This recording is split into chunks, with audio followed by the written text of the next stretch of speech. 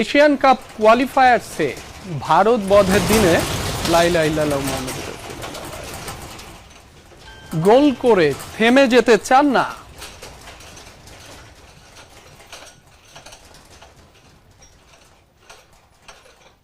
দর্শক, এই মুহূর্তে কিছুটা ভূমিকম্প অনুভূত হয়েছে, বড় আকারেরই হতে পারে। কয় মাত্রার ভূমিকম্প সেটি হয়তো কিছুক্ষণের মধ্যেই জানা যাবে।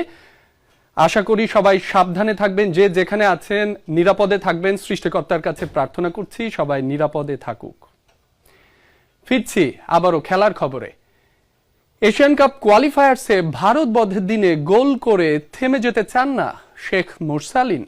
গোলের ক্ষুধা বাড়িয়ে জাতীয় দলকে সাফল্যের উচ্চতায় নিয়ে যাওয়ার প্রত্যয় এই অ্যাটাকিং মিডফিল্ডারের। ভারতের বিপক্ষে করা তার সেই গোলের কৃতিত্ব পুরোটাই দিলেন সতীর্থ রাকিবকে। এমন ধারাবাহিকতা অব্যাহত রাখতে দল হয়ে খেলা তাগিদ মুরসালিনের।